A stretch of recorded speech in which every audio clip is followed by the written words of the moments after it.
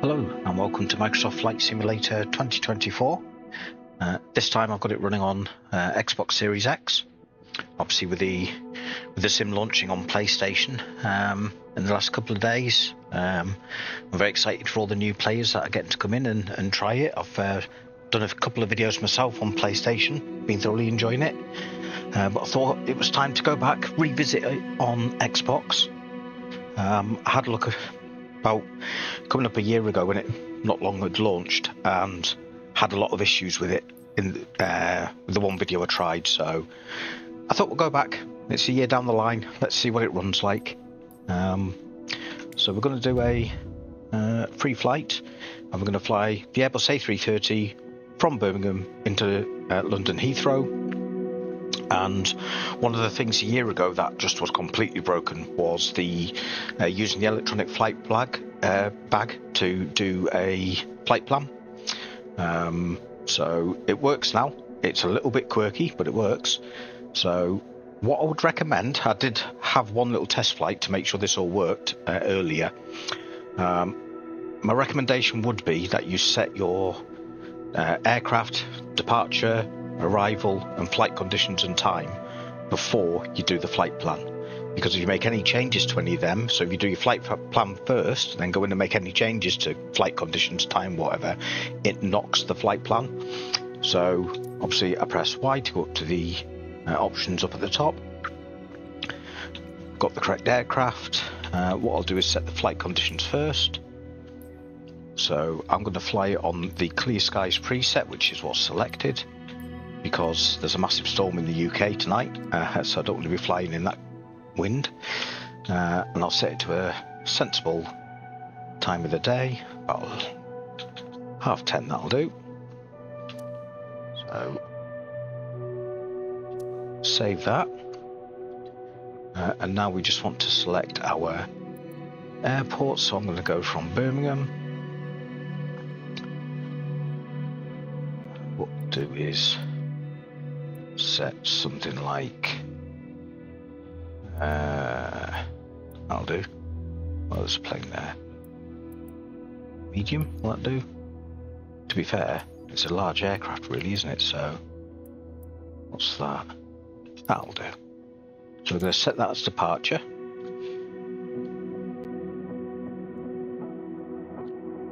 And we will set Heathrow. Now sometimes when you zoom in on Heathrow on Xbox it takes a while to load in, and if you try and set it as the arrival before it loads in, it can cause it to glitch.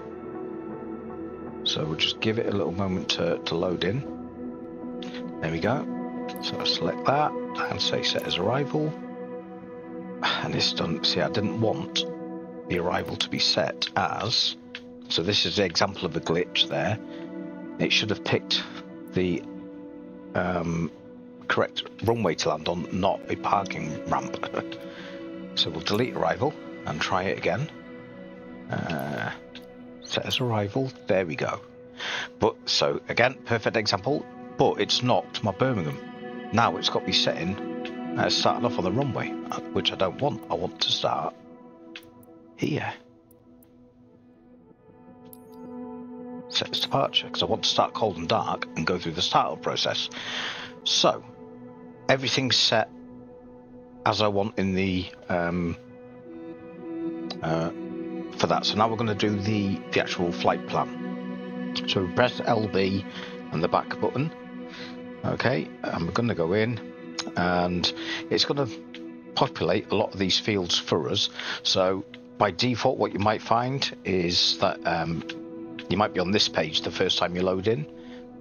So all you do is, and in fact I'll go through the way I found it best to do it, is to actually go down to flight details first, select that, and if you've already done this, so like it's must have remembered these from my last flight, but the first time I did it I had to change this from VFR to IFR, so you might need to change that to IFR.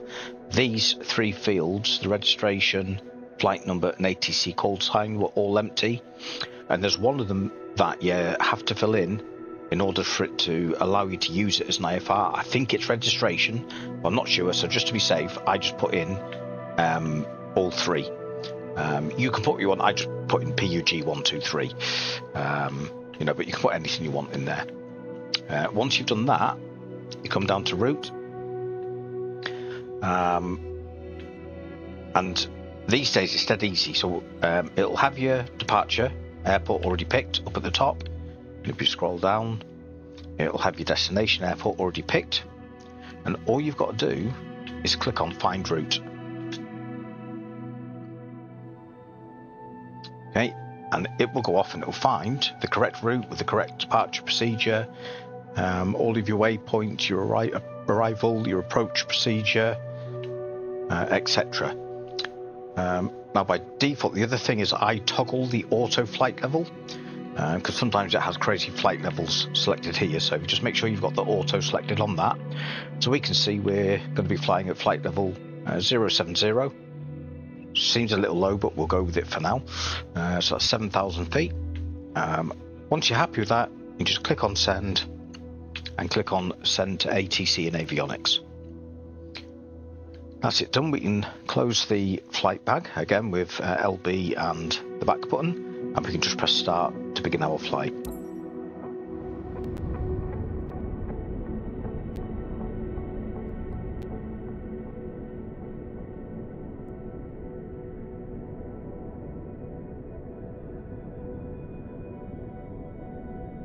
And it might take a little while to load in. It's the performance on Xbox, and this is on the Series X. It leaves a little bit to be desired. That's not me knocking it. You know, I've got it on PC, I've got it on PlayStation, I've got it on Xbox. I'm just happy that anybody on those platforms is able to play it. I think it's brilliant that it's available to as many people as possible. But of the three platforms I've got, you know, the Xbox is the one that struggles the most to run it, I would say. The other thing I tend to do is leave this a little bit, like what you find is it takes a little while to load everything in. All the scenery pops in and that, so I sometimes just leave it a little minute on that screen, but we'll, there we go. I'll just get rid of the communications panel. I must have had that up when I was last in, so right. Here we are on the ground. So the A330, I've only flown it on one test flight previously. It's a massive aircraft. I'm no expert. We'll go through how I start it up, which is basically doing the same thing as I would pretty much on the A320. So we'll just get rid of the covers, and we need to get rid of the chocks. So let's go down, get rid of them, and we'll just do LB and B to teleport to the cockpit. Right. Okay. So yeah, this is not a guide in the slightest on the correct way to start up this aircraft. This is just me as a casual flight simmer, what I've found kind of works. And like I say, I just took a best guess at it based upon what I do with a Airbus A330. So I'll talk you through. So all I've done there, sorry for anyone completely new, so that's the view you get, and I'm just using holding in LB and then just moving the left stick around and the right stick to look up and down. Basically all I do is get the panel into a nice view where I can click all the buttons there, and then hold RB and left click in the left stick to bring up the cursor. So we're going to turn on battery 1, we're going to turn on battery 2, and we're going to turn on the APU battery. So we've turned on them three. We've also got external power available. In this aircraft it looks like there's two. On the A320 there's only the one. Don't know if this is the right thing to do, but I basically click both of them. And our aircraft's going to spring to life. All the screens will start going through their self-test. The next thing, and it's again just a little tip, so the next thing we're going to do is align the aircraft's GPS. In the real world it takes about 15 minutes to align, but there's a setting. You come over to your little iPad in the aircraft, click on options, and there's a setting here called IRS align time. The default is set to real, which will take the 15 minutes for it to align. You know, if you're just flying for fun, you're not too bothered about ultra realism, I would recommend you change that to instant, like I have. So we'll just come off there, reset my view, go back over here. Right, so what we're going to do is align them. So just click the first one, set it to nav, click that one, set it to nav, and that one, set it to nav. Right. Now, so we've done all right. So the next thing we're going to do is fire up the APU, which is the auxiliary power unit, little engine in the tail of the aircraft, I believe. But we need to get all the fuel pumps. So these are all the fuel pumps that are all currently off. So we're going to go down, and we're going to go along, and everyone that's off, we're just going to set to on. So we've turned on all of our fuel pumps, and now we've done that, we can start up the APU. So we just click on the APU master, and you give it just a few seconds, and then we click APU start. Okay, and because we're starting the aircraft up and we're going to be starting engines up shortly, I'm going to put the beacon light on to let the people on the ground know. And if I reset this and come down here, we've now got this APU section here, and it's gone to flap open, which means it's in the process of spooling up that APU. So while that's spinning up, what I do is just check that flight plan that we created has hopefully gone into the I think they call this an FMC, I think. I'm not sure that's the right term for it, but that's what I'm going to call it. In effect, the flight computer. So I'll just see if I can zoom in a bit so get a good view of it. So there's about 6 sections on this that you go through. I watched a video once from a real pilot who used an acronym DIFRIP, which was data, init, flight plan, radios, init page 2, performance.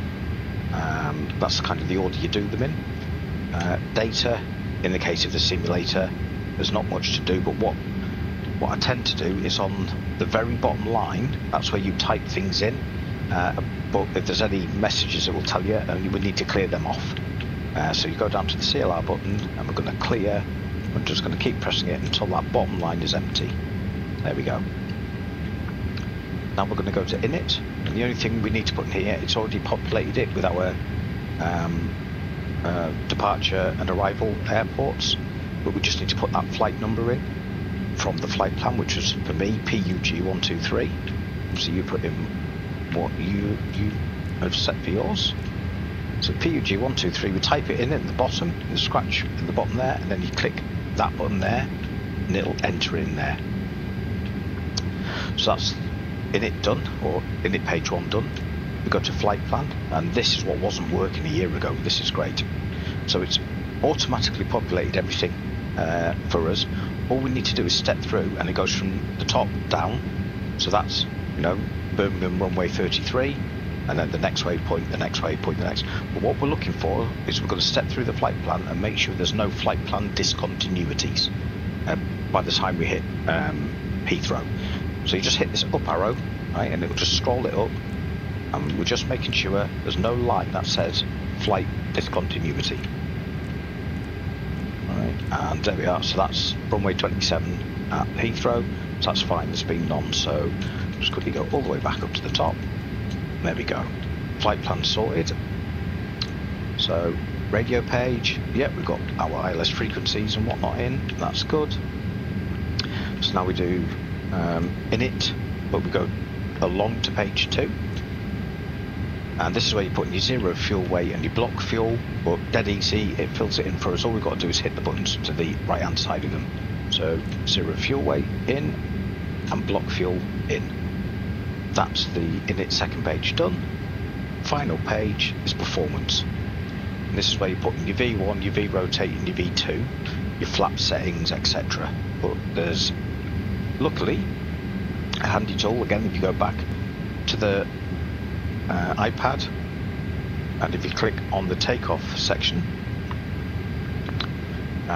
basically this is going to work it all out for us. All we've got to do is hit a few buttons. So for example here it's got the runway, etc., but if we hit sync it's going to get all the weather conditions, what runway we're taking off, the weight of the aircraft, etc.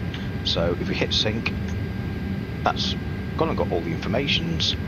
All we can do now is hit calculate. Right, it's calculated everything, all of those settings, V1, V rotate, V2, and then if we hit send to FMGS, it's going to pop up at the top, data center FMGS, and if we go back to here, zoom in, nice and close. So see it says there, confirm to data, and there's the button there. If you click that, it's going to fill these in for us, as well as the flap settings, etc. So hit that, that's it all filled in. That's it in terms of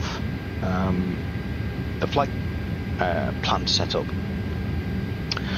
So what we're going to do now is let's talk to ATC and get our IFR clearance.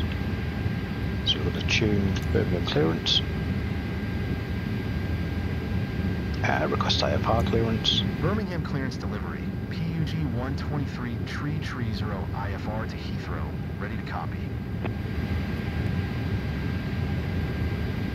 PUG 123 330 is cleared to Heathrow Airport by the ADME-1 Mike departure, runway tree. Climb via SID maintain 6,000 expect 7,010 minutes after departure. Departure frequency is 118.775. Squawk tree 111. And we'll acknowledge that. Clear to Heathrow by the ADME-1 Mike departure, runway tree. Climb via SID maintain 6,000 expect 7,010 minutes after departure. Departure frequency is 118.775. Squawk tree 111. PUG 123 330. PUG 123 330. Readback is correct. Contact ground on 121.805 when ready to taxi. Good day. Okay, so we've got our IFR clearance, so we just need to double check that squawk code 3111 went in there, which it has. So, a bit like the Airbus A330, what I kind of work off of is the text in here. This tells you, what you might still have left to do. So, for example, it's telling us, well, our parking brake's on, but that's okay, I want that on in a minute. It's telling us that we're still on external power, and that we've got the APU is available. But that's fine. The other thing, just because I know it tends to complain about it, is well, was it actually? I'm interested to see. So on the Airbus, it would, I'm sure at this point, complain about the TCAS, which is the traffic collision avoidance system, I think, and also the wind shear prediction. So there's some other settings. So we'll see if it at some point complains about them. So really, what we want to do is let's get the flight director on. So we're just going to hit FD on there, and we know that our cruise altitude is going to be 7,000 feet, so we're just going to pop 7,000 in and then press A to select managed altitude, and then we can come off that. What else do we need to do? We're going to request our taxi clearance and then start up engine 1, so let's do that. So we go back to here and we're going to tune to Birmingham ground, and we're going to request taxi. Birmingham ground, PUG 123 330 with India, ready to taxi, IFR. PUG 123 330, taxi to and hold short of runway tree using taxiway Delta 7 Yankee 1 Echo 2 Sierra Tree Sierra 2 Sierra 1. Contact tower on 118.305 when ready. Okay, so we've got all the taxi clearance. Taxi to and hold short runway tree via taxiway Delta 7 Yankee 1 Echo 2 Sierra Tree Sierra Sierra 2 Sierra 1, PUG 123 tree 0. Just gonna have a look outside and see. Yeah, so, alright, not sure I've started in a very good place there for the pushback. Yeah, I'm guessing you wouldn't actually start an aircraft of this size from there. Let's see if we can work it though. So I need a pushback and as quickly as possible turn to the right. Okay, let's see if this is going to work. This might be a problem, but so what I'm going to do is I'm going to start the engines up now, or one of them. So what we need to do is put on APU bleed, which is going to allow us to start the engine up. So we've got APU bleed on. Now we've got that on, what we're going to do is set the engine start selector to ignition and crank engine 2 to on, and we're going to come down and just monitor this and make sure the engine starts firing up. Okay, we can see these numbers going up, so that's good.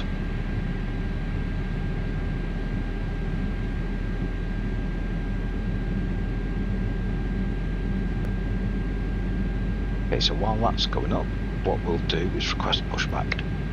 Now, again, this is, let's call it a little bit glitchy at the moment. So what you used to be able to do was use your iPad on here, and if you go to ground, you used to be able to just click on like aft, left, right on here. Doesn't seem to work to begin with. However, what I found works, you have to request the pushback from ground first.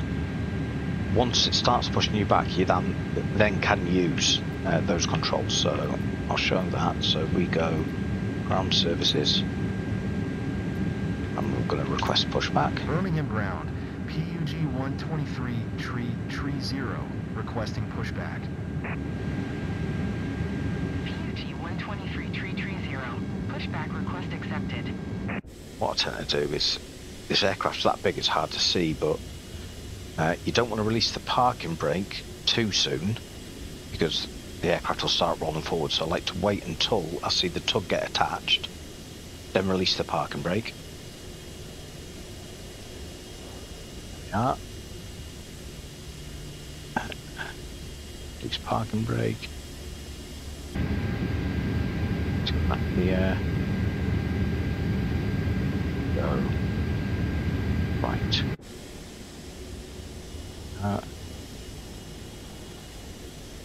So again, I've picked a very bad spot to take off from, obviously. I think we'll make it work. Yeah, that'll be fine. What we'll do now is just say stop on that, and we'll put our parking brake back on and get rid of communication window. Right. Okay.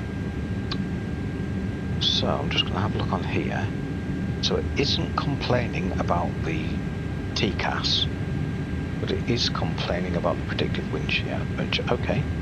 So what we can do, let's start engine 2 now that we've done our pushback. And again, we'll just watch these numbers, make sure they start rising.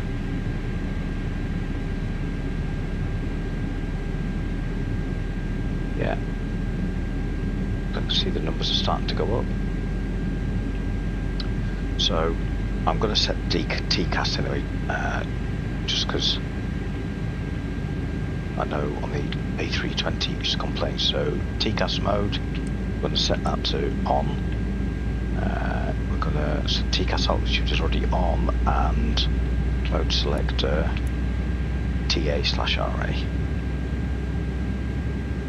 We'll do the predicted wind shear, which is over here, and it's this one here, WX/PWS. You can just toggle that to auto. And let's see what's on our list now. So it's saying we've still got ignition selected, we've still got the APU bleed on, and the parking brake on. That's good. So our engines, had a good start, so we need to set the engine selector back to normal. I'm going to turn off the APU bleed because the engine's started running now. And in fact we can turn off the APU.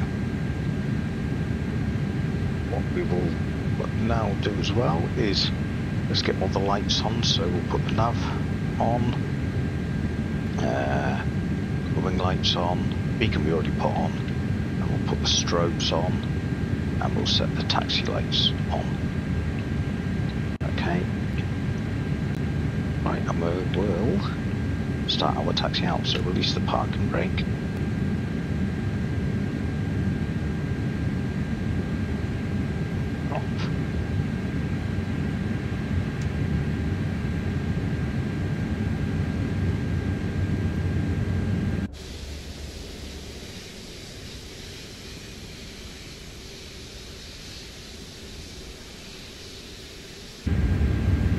Taxi carefully down. Not used to taxiing such a big aircraft. But in terms of what I know how to fly, so I know how to fly the Cessna 172, the Cessna Grand Caravan, and at a very basic level the Airbus A330. And like I say, this is now my second flight in this.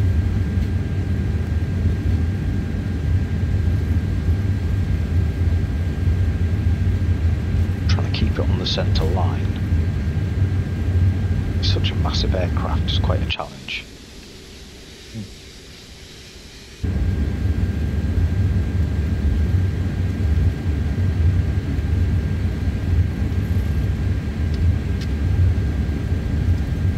Oh, yeah, not to go too fast.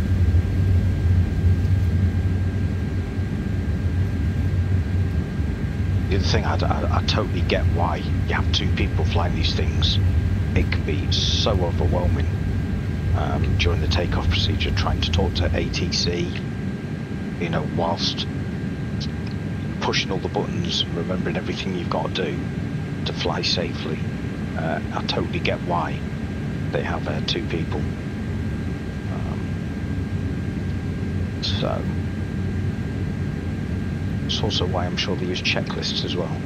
So we're going to put on park and brake on there. Let's request takeoff clearance.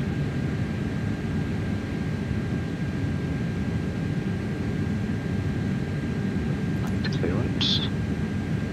And we want to tune the tower.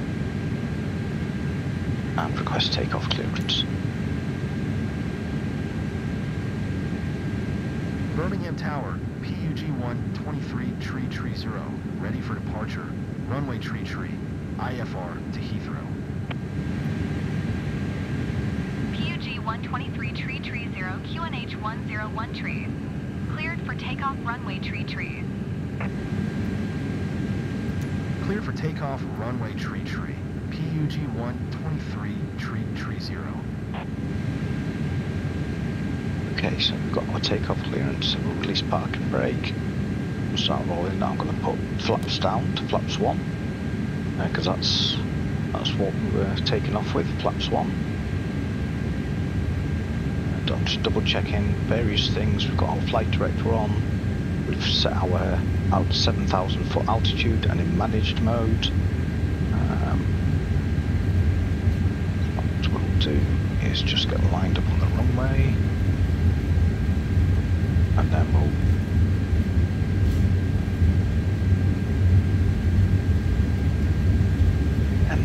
figuring out, oh come on, and that's another feature, sometimes the rudder just randomly stops working on the triggers. So we'll just go to external view and make sure we get lined up about right. That'll do, about there I think. Come on. And we'll stop there. Park and brake on. So we're going to, I have to do it this way. To cursor mode, we're going to arm the ground spoilers, just in case. We're going to put the auto brake on maximum, just in case we need to do an emergency stop. Okay, that's pinged to say cabin ready. And Let's just check. I feel like I'm forgetting something. Don't have to worry about barometric pressure. Flaps are down. Okay, I think we're good to go. Let me just turn that off. So, obviously what I tend to do, with the cursor up just to show us, so we've got your throttle here at the minute we're at idle. You've got climb notch, your flex notch and your toga notch. We put it up to flex for takeoff, and then it will tell us when to knock it down to climb. So the easiest way to do that is to just hold RB and press A, and it will go up a notch at a time. So I'm going to push it twice, and it's put us straight to flex. I can now release the parking brake, and we're off.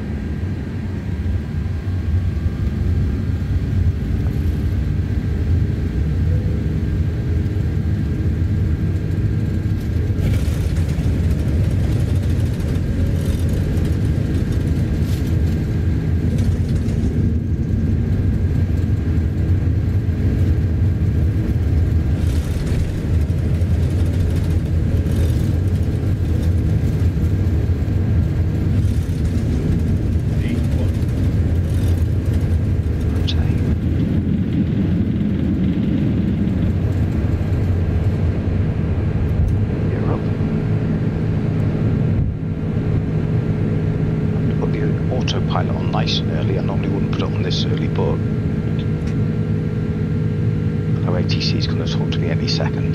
PUG 123 tree 0 contact Just like Manchester that. Center on 118.775. Good day. So I'll acknowledge the handoff. 118.775 for PUG 123 tree 0. And again, I don't know if this is a bug, but the engines are so loud in this aircraft and they make the most awful noise. And I've gone into the options and reduced the engine. I've even tried setting the sound setting for engines to 0, and it just doesn't work. Right, let me just... So I need to put my flaps up, and it's also telling me here. One second. So see how it's saying here, leave the climb? So that's how I know I can go and set that. Right, let's contact Manchester. Those engines are awful in this aircraft. Luckily when we get up to cruise altitude they quieten down a bit, but they are so loud. 123 tree 0, Manchester Center, QNH 101 tree. Radar contact, continue. PUG 123 tree 0. Expect 7,000. Keep speed not above 220 knots. Expect I think we're already in trouble for speeding, but mind. Not above 220 knots. PUG 123 tree 0. PUG 123 tree 0. Climb and maintain 7,000. Yeah. Climb and maintain 7,000. PUG 123 tree 0.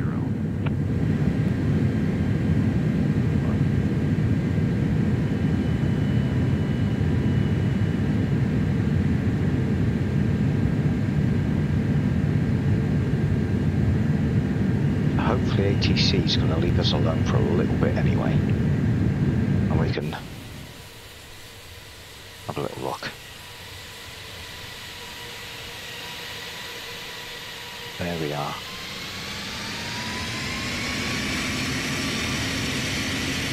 So, yeah, I mean it looks all right on Xbox. It looks, you know, kind of get a little slightly disappointed. I've seen some videos recently on YouTube from some people, you know, calling the game out on console, saying how rubbish it looks compared to these, you know, ultra gaming PCs, and I just find it a little bit disappointing. The attitude of some people. Like say, I just personally think the more people that can play it,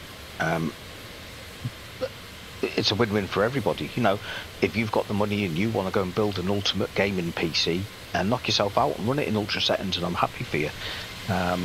You know, there's people out there that, you know, maybe they don't want a gaming PC or they can't afford a gaming PC. They've got an Xbox or they've got a PlayStation, and it's playable. Is it as good as a, you know, a NASA supercomputer? No, of course it isn't. But it's perfectly playable.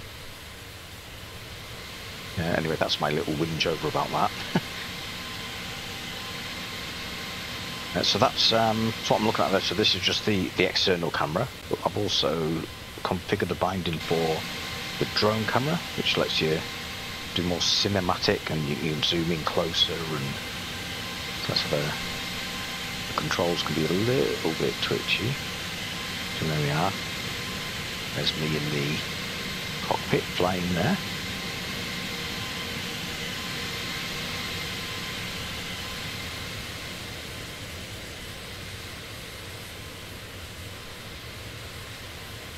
Right, but let's concentrate on...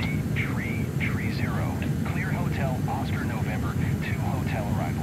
Climb and maintain 7,000 expect ILS runway 27 right approach via Bravo November transition.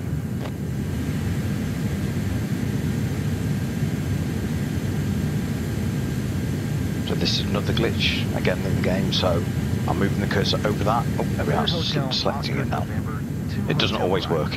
It's the point. ILS runway 27 right approach via Bravo November transition. PUG 123 tree 0. PUG 123 tree 0. Contact London Center on 118.475. Good day. Actually, they're handing us over to London. Going to 118.475. PUG 123 tree 0.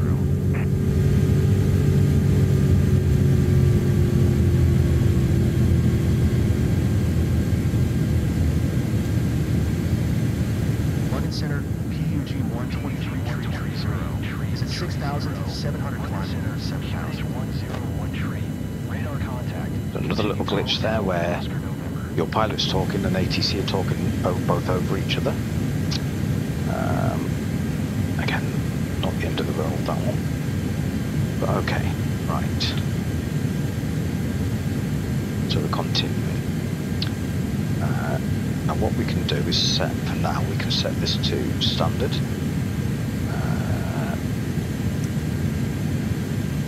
Go. So we've reached 7,000 feet. We're on our way. Next waypoint is Tobid. Just checking on our flight plan. Yeah, next waypoint is Tobid. Flight level 070. So far all good.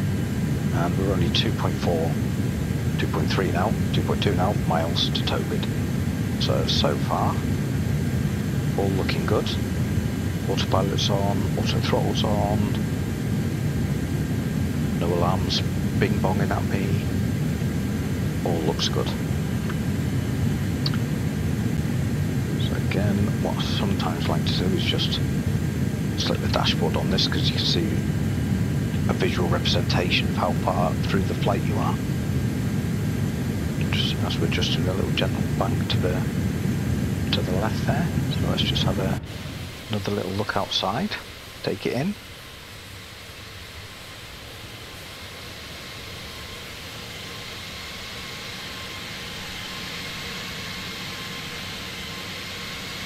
Monster of an aeroplane. Absolute monster. In fact, what you can do, we can get up out of the seat, just go give our legs a little stretch while the little pilot's flying for us. We'll just have a walk through, a little look.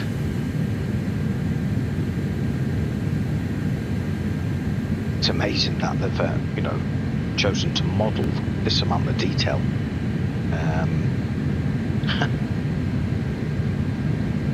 Is the posh seats. God, what I'd give to one day be able to fly and experience something like this.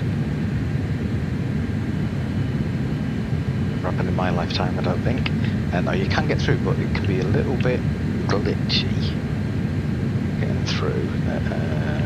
Sometimes what I find is you cross over to the other aisle.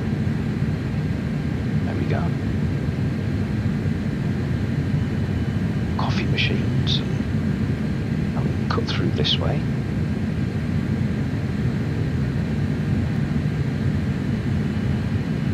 Goes through. I have got through them previously on the yard. Yeah, there we go. Obviously this is the standard class. So many seats, so there's 1, 2, 3, 4, 5, 6, 8 seats, 8 seats in a row. Wow. And we can go in and we can look out the window at the wing. Anyway, let's concentrate on the flight.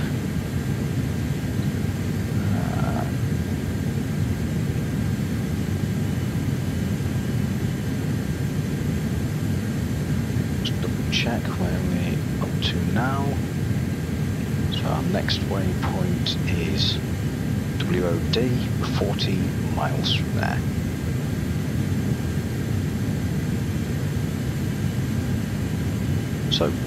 So far, you know, what are my impressions in the nearly year since I last tried it on Xbox? Massive improvement, night and day difference in terms of it literally was borderline unplayable a year ago. You couldn't put flight plans in, you had to manually program the flight computer. It was such a pain. The performance was dreadful in terms of you'd get halfway through a flight and the textures would go so low resolution, it was unbelievable. In the one test flight I did earlier today, that didn't happen. Let's hope it doesn't happen on this flight.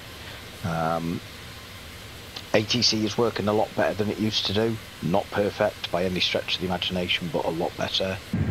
Come back to the external view because it's a bit quieter. The performance, whilst, you know, room for improvement, you know, I completely understand there's only so much they can do with the hardware they've got. You know, the fact that it's running this incredible simulation at all is, I think, a minor miracle. You know, and everyone has their own tolerances as for what they find playable and not playable. For me, I am very sensitive to frames per second. So, you know, for example, first-person shooters, I can't play them at 30 frames per second. I have to play them at 60 frames per second.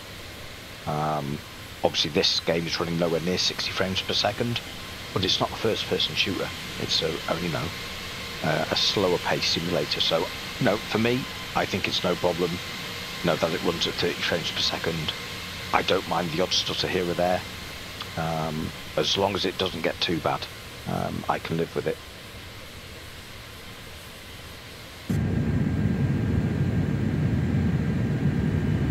And what I should have done earlier, of course, and I forgot, is I should have turned my taxi lights off. Turn them off, there we go. Right, so how far are we now? So we're now 28 nautical miles out. Let's just change that a bit. Change the range on that to 40 so we can see a bit more of the flight pan coming up. And let's just have a look.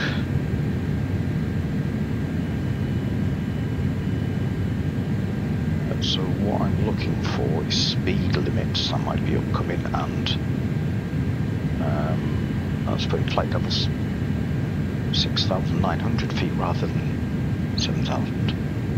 Right, let's just step through just a little bit.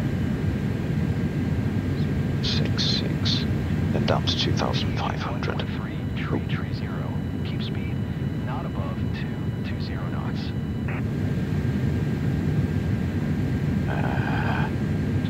Okay, let's keep speed not above 220 knots. Okay. I guess we're going a bit too fast. not above 220 knots. PUG So 12330. what we're doing at the minute, it's about 250. So what we're going to have to do is take our speed off of managed. So I'm going to click it, we're going to knock the speed down to 220 because we're being naughty in speeding, and we're going to do a selected speed with X rather than managed. So press the X, press B to come off that, and fingers crossed we should see our speed start going down. Perfect. So what I'm looking for as well is, when I last tried this, the ATC just did not work well with any of the flight plans that you would put in. It would be shouting at you to, you know, you'd be coming in on approach on an ILS capture at 2,000 feet, and ATC will be saying, you know, climb to 15,000 feet. In the test flight I did, it all worked pretty good compared to a year ago. So at the moment I'm going to follow ATC's instructions as much as I can understand them.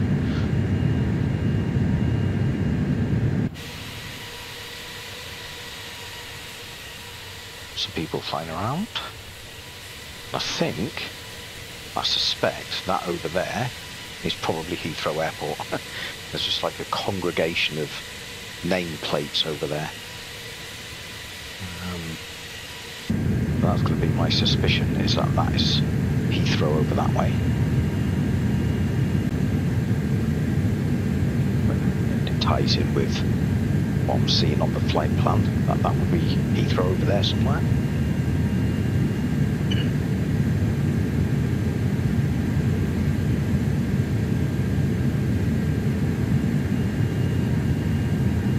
Now the other thing, and we'll see if it happens here, obviously maybe it's not a good idea that I selected Heathrow, which is such a busy airport, but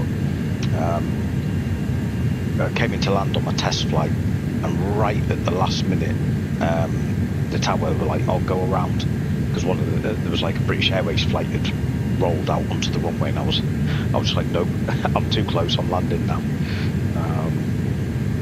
So there's definitely improvements that can make to ATC, to the AI. It's still good fun.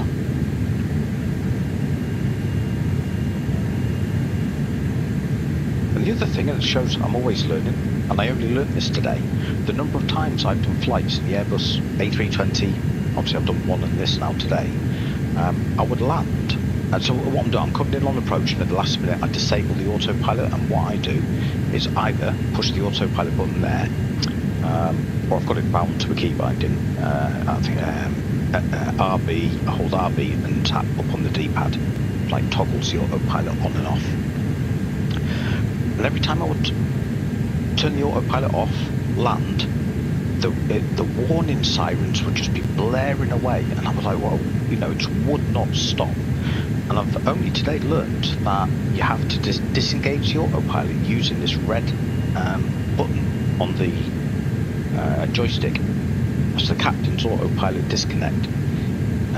Just as you're coming in on your landing, you click that to disengage it, you land, and no warning sirens. So, like I say, I've only just done that the once today. We'll try and remember to do that today. But yeah, there's always, every flight I'm learning something, which is good. Right, so where are we now?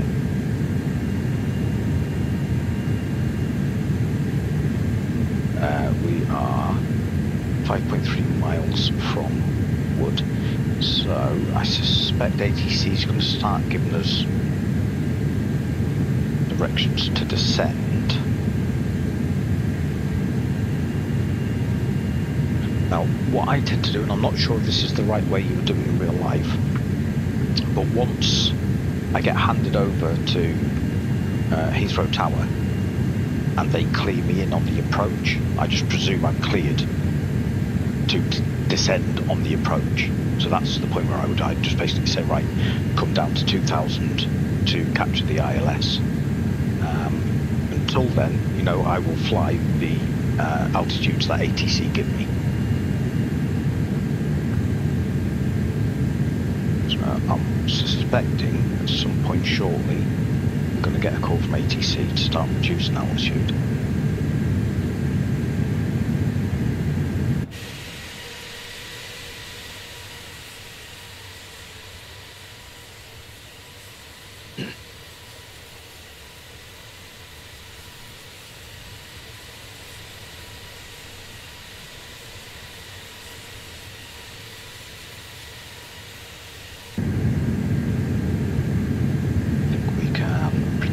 Back down on that a little bit.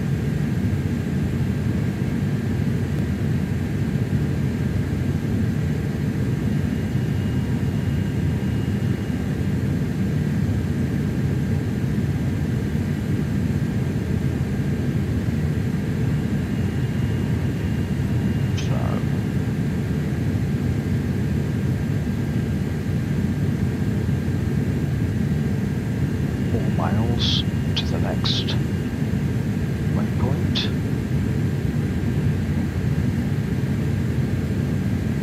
Just give everything the once over. So we're doing a selected speed 220, still on managed altitude of 7,000 feet. We haven't been asked to descend yet. Autopilot's on, auto throttle's on. Here is our descent.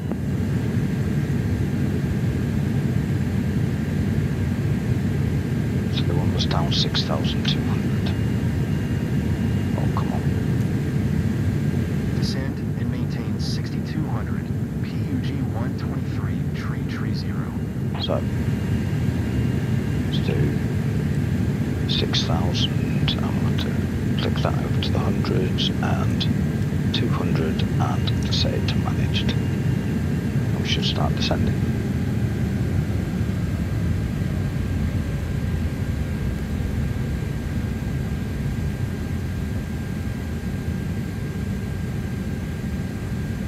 Well, it's definitely Heathrow over there. Lots of other players. Be interesting to see how much the performance suffers as we get closer to that.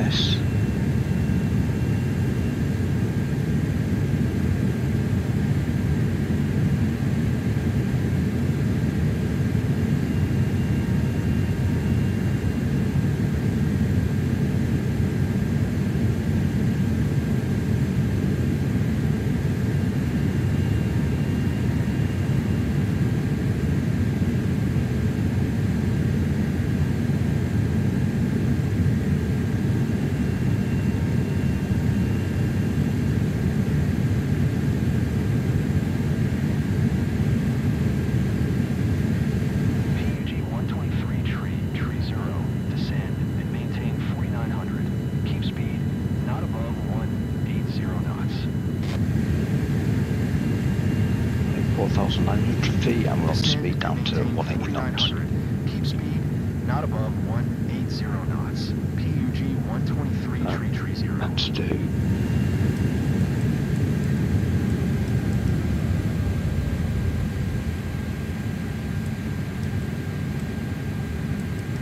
80, I would want selected speed on that, and this 4,900.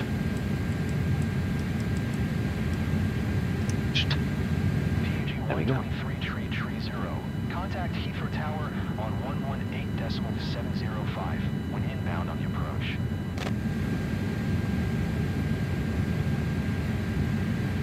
Tower on 118.705.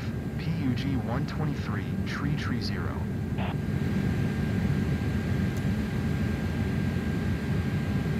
Let's contact Heathrow Tower. Heathrow Tower, PUG 123 Tree 0, 11 miles south, inbound ILS runway 27 right approach. PUG 123 Tree 0, Heathrow Tower, QNH 101 cleared ILS runway 27 right approach. Cleared ILS runway 27 right approach. PUG 123 Tree 0. So, we're going to set this from standard back to QNH for the barometer, and we're going to set this down to 2000 managed because we've been cleared for our approach, like that.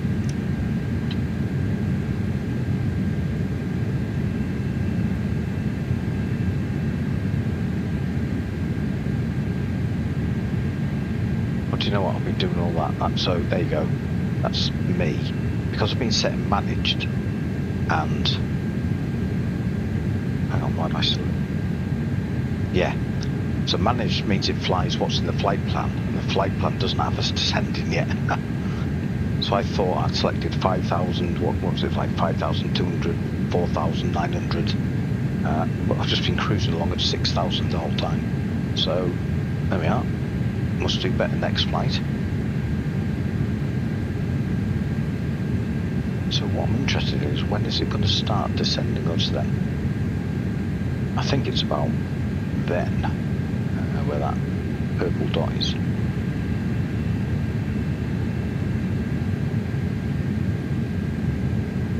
Well, at least we got our speed down to 180, which is good, because that means we're at a safe speed to start considering lowering flaps, lowering gear, that kind of thing. Now kind of interested to see when we're going to start our descent.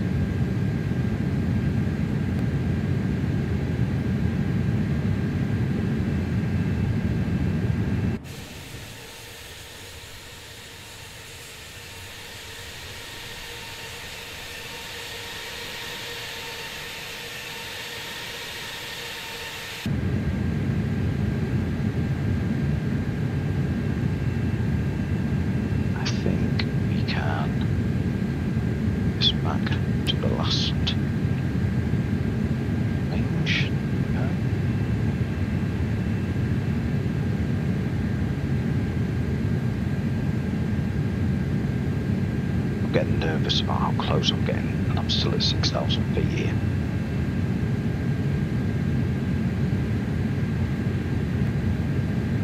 So I think what I'm going to do is set this to selected descent to that altitude, so we start going down now.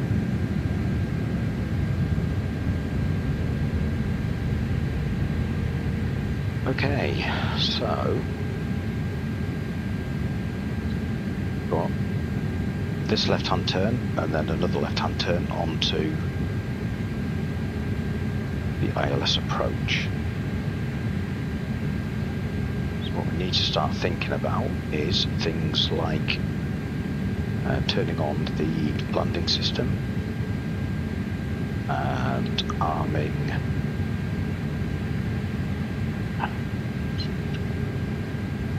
approach mode.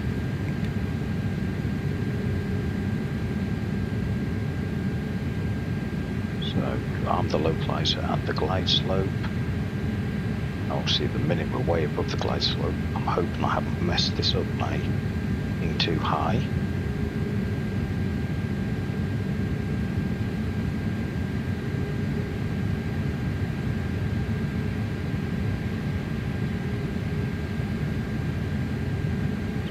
I think let's drop landing gear. Let's go down the notch of flaps.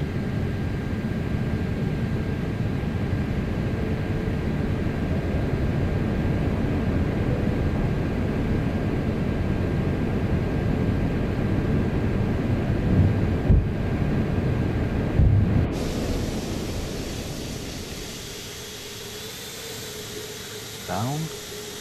Flaps are extended 1 notch.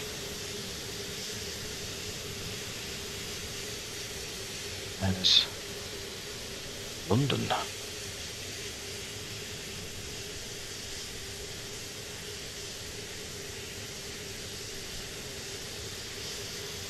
That side, Heathrow.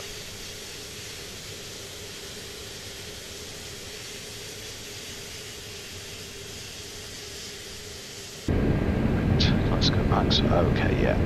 So I think we're going to be safe on the glide slope. Got down to a nice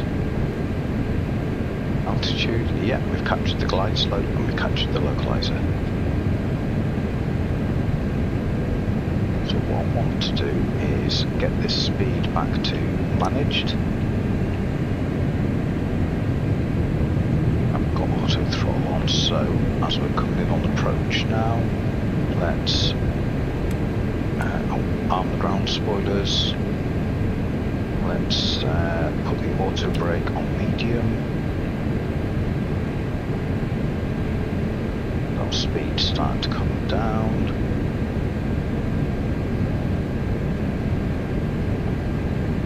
So we probably want to put the landing lights on.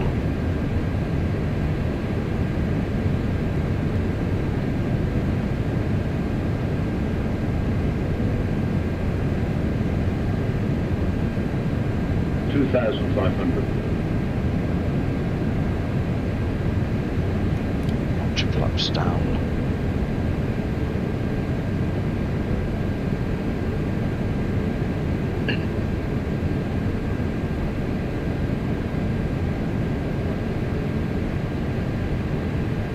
I will be ignoring any last minute calls to go around. We're just going to get it landed, hopefully in one piece. Launch flaps down.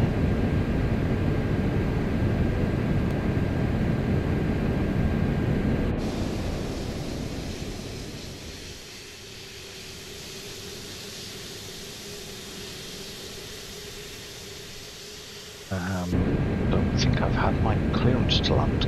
Yeah, but did I miss the call? 123 Wind calm. Clear to land runway 27 right. Clear to land runway 27 right. PUG 123 tree 0. Let's notch your flaps down. Yeah, so we're on full flaps. Right, gears down, flaps down, ground spoilers armed, auto brake on, we're on the localizer, we're on the glide slope. Speed is reducing nicely.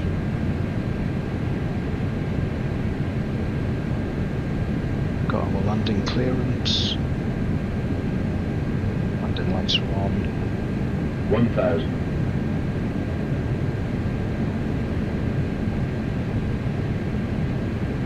Just need to get ready to push that button until we get quite close.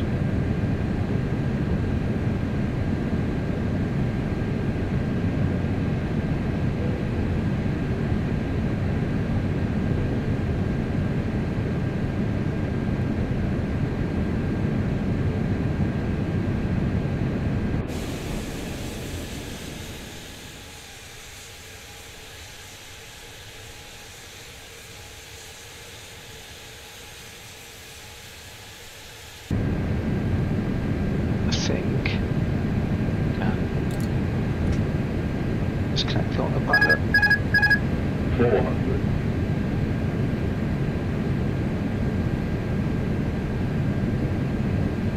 300. Of course, the update is going to tell us to go round at the last minute because somebody's on the runway. We're going to ignore it. 200. No, it's not very realistic, but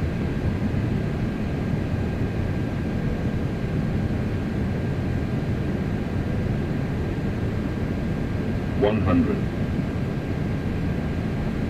50, 40, 30, 20, retard, 10, retard.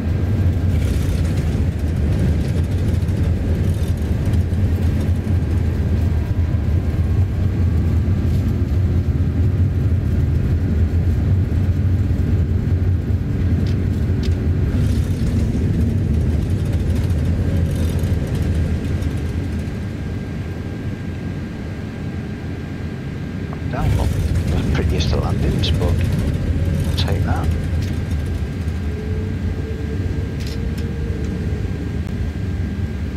PUG 123.330. Exit runway when able. Take the next one.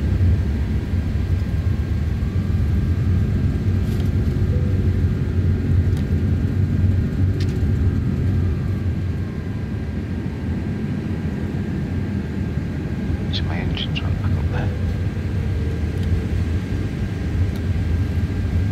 Yeah, stop idle throttle now.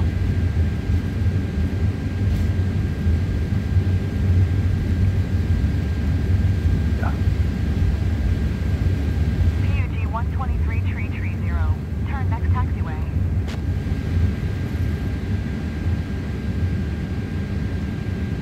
PUG 123.330. Contact ground on 121.705.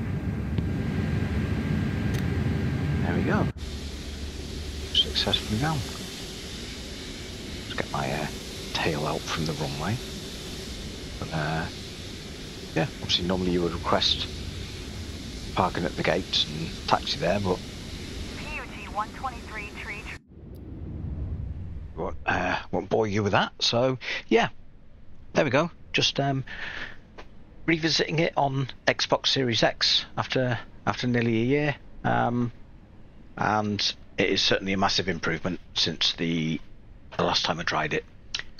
But yeah, I'm going to end the flight there. If anyone watches it, hope you enjoyed it, and till next time, thanks.